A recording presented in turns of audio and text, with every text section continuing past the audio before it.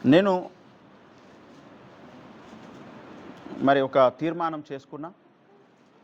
అదేమిటంటే ఇక్కడ చదవబడినటువంటి లేఖన భాగం ప్రకారం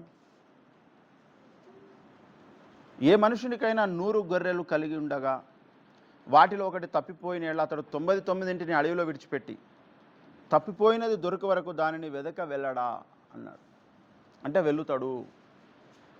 అదేవిధంగా కొంతమంది వాళ్ళు తప్పిపోలేదు, తప్పించబడి పోయిర్రు, వాళ్ళే తప్పిపోయారు.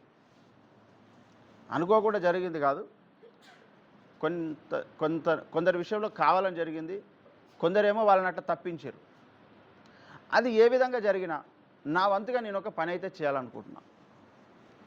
అదేమిటి అంటే ఏదో ఒక విధంగా ఈ సంఘానికి దూరం అయిపోయి తప్పిపోయినటువంటి వాళ్ళందరినీ తిరిగి సంఘంలోనికి తీసుకొని రావడం కొరకు నేను ఒక ప్రయత్నం చేద్దామనుకుంటున్నా. అది ఫలించవచ్చు, విఫలం కావచ్చు, నాకు తెలియదు.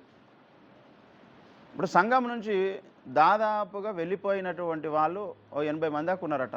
మొన్న సుధాకర్ లిస్టు చేసి చెప్తున్నాడు నాకు. 100 మంది దాకా ఉన్నారట దగ్గర.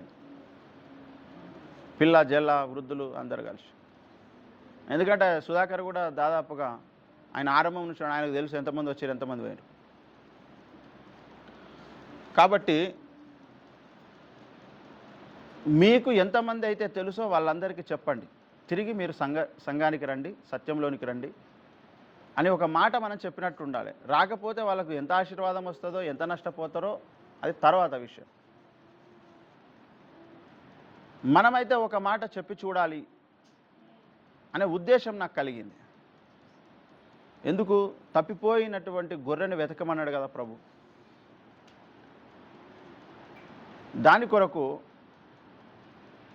ఈ ప్రయత్నం చేద్దామని. అయితే పోయిన వాళ్ళు చాలామంది ఏమన్నారంటే, మేము సంఘం నుంచి దూరం అయిపోతే ఒకళ్ళని వచ్చి మమ్మల్ని పలకరించిరా, ఒకళ్ళని మాకు ఫోన్ చేసిరా, ఒకసారైనా మమ్మల్ని పట్టించుకున్నారా అని అంటున్నారు. మెజారిటీ, అందరూ అనకపోవచ్చు, మెజారిటీ అట్లా అన్నారు. అందుకొరకు మరి ఇప్పుడు మాకు ఆ ఆలోచన వచ్చింది. అందుకే ఇప్పుడు మీ దగ్గరికి వచ్చినాం. మరి మీకు ఇష్టమైతే రండి.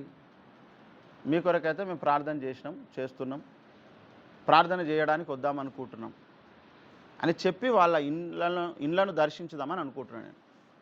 ఇది మంచి ఆలోచననా కాదా? మంచి ఆలోచన అయితే మీరందరూ సపోర్ట్ చేయాలి దీనికి. ఇప్పటివరకు సంఘానికి ఎవరెవరైతే దూరం అయిపోయినరో, పాతోళ్ళు మొదలుకొని ఇప్పటి వాళ్ళు అందరికీ ఒక మాట ఇన్విటేషన్ ఇద్దాం, చెప్పుదాం. ఇంతకుముందు మీరు మాతో కలిసి ఉంటుంది, ఏదో అనివార్య కారణాలతో దూరం అయిపోయారు కనుక తిరిగి రండి, సంఘానికి రండి, మళ్ళీ తిరిగి ప్రభువును స్తుతించుదాం. మీరు సత్యంలోనికి వచ్చిన వాళ్ళు అవుతారు, నిజమైన భక్తి జీవితంలోనికి వచ్చిన వారు అవుతారు. జరిగిపోయిన విషయాలు ఏవో జరిగిపోయినాయి. మేము మిమ్మల్ని ప్రేమిస్తున్నాం, మేము మిమ్మల్ని క్షమిస్తున్నాం.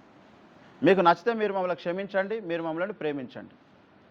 ఒకవేళ లేదంటే మీ ఇష్టం అని వదిలేద్దాం. ఇక అంతకంటే ఎక్కువ ఏం చేయగలుగుతాం? ఏమి చేయాలి? కాబట్టి అయ్యగారి ముందు ఈయన నాకు గురువుగా వద్దు అని పోయినోడు తప్ప మిగతా వాళ్ళందరికీ మనం చెప్పొచ్చు ఈ విషయం.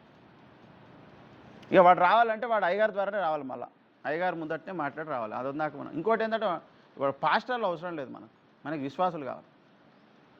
పాస్టర్లో చేంజ్ చేస్తారు, ఇక్కడ ఉన్న వాళ్ళందరినీ ఖరాబ్ చేసేస్తారు. కాబట్టి మరి మీకు ఎవరెవరికైతే యాక్సెస్ ఉందో వారందరికీ ఈ విషయం చెప్పండి.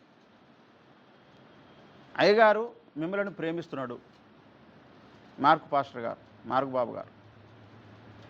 మీ లోపాలు ఏవున్నా అవి ఆయన గుర్తుపెట్టుకుంటలేడు, అవి ఆయనకు అవసరం లేదు. ఆయనకు మీరు కావాలి. మీరు సత్యమందు ప్రతిష్ఠింపబడాలి, మీరు సత్య సంఘంలో అంటుకట్టబడి ఉండాలని మేము ప్రేమతో కోరుకుంటున్నాం. మీరు అవకాశం ఇస్తే మేము సంఘం అంతా మీ ఇంటికి రావాలనుకుంటున్నాం. పాస్టర్ గారితో పాటు ప్రార్థన చేసి వెళ్తాం. మీరు మాతో పాటు ఇక నుంచి సంఘంతో కలిసి మీరు రావాలని మేము కోరుకుంటున్నాం అనే ఒక ఇన్ఫర్మేషన్ మీరు వాళ్ళకు పాస్ ఆన్ చేయండి. మీకు ఎవరెవరికి ఎంతమందికి యాక్సెస్ ఉంటే అంతమందికి చేయండి.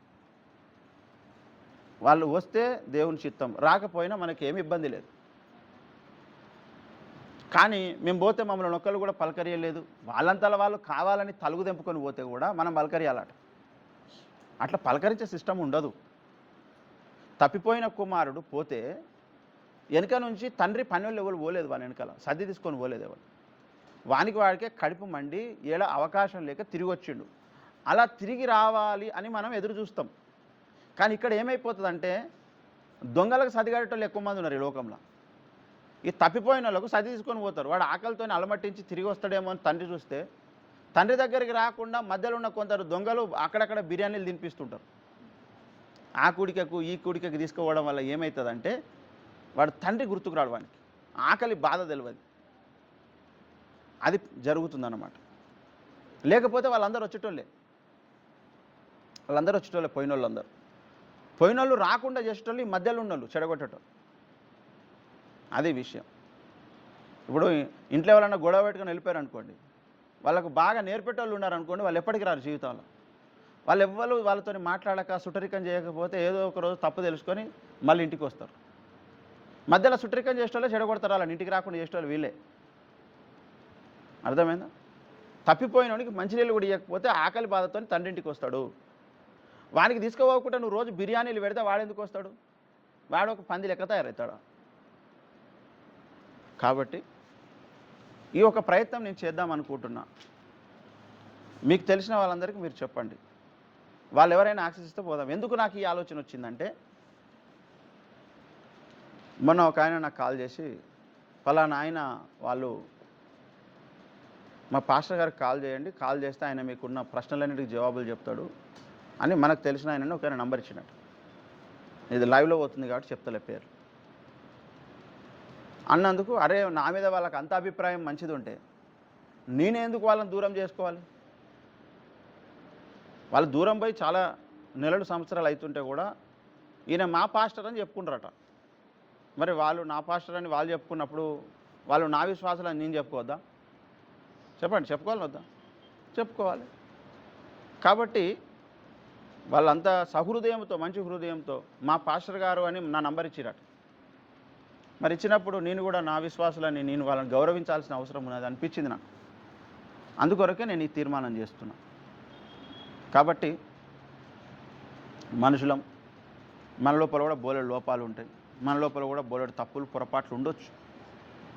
వాటిని దిద్దుకొని ముందుకు వెళ్తేనే కదా దేవుని పిల్లలం. మారు మనసు పొంది క్షమాపణ పొందుకొని ఒకరినొకరు క్షమించుకొని క్రీస్తు ప్రేమలో మళ్ళీ ముందుకు కొనసాగడమే కదా దైవభక్తి. మరి ముందు ఇది మన సంఘంలో నుంచి బయటికి వెళ్ళిపోయిన వాళ్ళ విషయంలో మీ ద్వారా నేను తెలియజేస్తున్నటువంటి విషయం. నేను డైరెక్ట్గా కాల్ చేస్తే వాళ్ళు మాట్లాడతారో లేదో నాకు తెలియదు. అవకాశం ఉంటే నేను ఆ ప్రయత్నం కూడా చేస్తాను, డైరెక్ట్ కూడా కాల్ చేస్తాను. వాళ్ళందరూ నంబర్ లేవు. యాక్చువల్గా నాతో ఎవరైనా గొడవ పెట్టుకుంటే నేను మొదటి చేసే పని ఏంటంటే నా ఫోన్లోకి నుంచి వాళ్ళ నంబర్ డిలీట్ చేస్తాను. నాకు వ్యతిరేకంగా ఎవరైనా ఉన్నారు అని తెలిస్తే ముందు నేను చేసే పని నా ఫోన్లోకి నుంచి వాళ్ళ నంబర్ డిలీట్ చేసేస్తాను. ఫస్ట్ చేస్తుంది. ఎందుకంటే వాళ్ళు పోయేటాలు పోక ఇక పోయిందే పనిగా నా స్టేటస్లు చూస్తుంటారు. ఇక నేనేం పెడతా అని అదేమన్నా కొంచెం వాళ్ళకు అనిపించింది అనుకోండి, ఇక నా కొరకే పెట్టిండు అని చెప్తారు. మళ్ళీ ఇంకోటి నేను చేసే యాక్టివిటీస్ని ఫాలో అవుతూ ఉంటారు. చేయొద్దు, ఇక నువ్వు నాకు వద్దనుకున్నాక ఇక నా దిక్కే చూడొద్దు నువ్వు. అది నా వరుస. నేను కూడా నీ దిక్కు చూడా, నేనుగా స్టేటస్లు బీటస్లు చూడని. కాబట్టి ఇది నేను చేద్దామనుకుంటున్నా. సంఘముగా మీరందరూ కూడా ఈ విషయంలో ఒకసారి ప్రయత్నం చేసి చూద్దాం.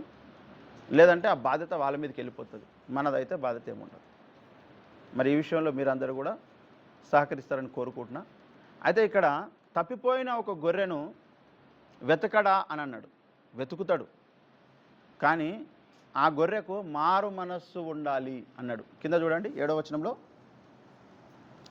అటువలే మారు మనస్సు అక్కరలేని 99 మంది నీతిమంతుల విషయమై కలుగు. ఇక్కడ గొర్రె అంటే ఎవరు అంటే వ్యక్తే, సంఘ విశ్వాసే. ఎంత 99 మంది నీతిమంతుల విషయమై కలుగు సంతోషము కంటే మారు మనస్సు పొందు ఒక్క పాపి విషయమై పరలోకమందు ఎక్కువ సంతోషం కలుగు. మారు మనస్సు పొందినటువంటి పాపి విషయం ఇక్కడ మాట్లాడుతుంది. తప్పిపోయిన గొర్రె అంటే మారు మనస్సు లేకున్న వ్యక్తి, దొరికిన గొర్రె అంటే మారు మనస్సు పొందిన విశ్వాసి అని, మారు మనస్సు పొందిన ఒక వ్యక్తి అని అర్థం. ఇప్పుడు వాళ్ళ కొరకు మనం ప్రయత్నం చేస్తున్నాం, వెళ్దాం. కానీ వాళ్ళకు మారు మనస్సే లేదనుకోండి, వాళ్ళు మనకు దక్కరు. వాళ్ళకు మారు మనస్సు వస్తే వాళ్ళు మన దగ్గర రావడానికి ఇష్టపడతారు. తప్పిపోయిన కుమారునికి మారు మనస్సు వచ్చింది కాబట్టి తండ్రి ఇంటికి వచ్చిండు. వానికి మారు మనస్సే రాకపోతే వస్తుండేనా? రాకపోతుండే. ఇప్పుడు వీళ్ళందరికీ కూడా మన వంతుగా మనము వాళ్ళకు సమాచారం ఇద్దాం. వాళ్ళకు మారు మనస్సు కలిగితే, క్షమాపణ కలిగితే, అయ్యో నేను వెళ్ళాలి, నిజంగా నేను సత్యసంగాన్ని పోగొట్టుకొని ఇన్ని రోజులు ప్రభువులకు దూరమై, వాక్య సారాంశానికి దూరమై నేను బాధపడుతున్నాననే వేదన వాళ్ళలో ఉంటే, ఈ వచ్చిన అవకాశాన్ని వాళ్ళు సద్వినియోగం చేసుకుంటారు. లేదు అని అంటే ఇక వాళ్ళు ఇప్పుడు ఎట్లయితున్నారో ఇంతకంటే ఇక గట్టిగా అయిపోతారు. అమ్మ నన్నే రమ్మన్నారా, నా వల్ల వాళ్ళకి ఎంత లాభం ఉన్నదో అని ఒకవేళ అట్లా కూడా బిడుచుకపోవచ్చు. షర్ట్ మీద కూర్చున్న కోడి లెక్క. ఏమండి? కాబట్టి నాకు ఎవరు వచ్చినా ఎవరు పోయినా నేను ఇట్లనే ఉంటా.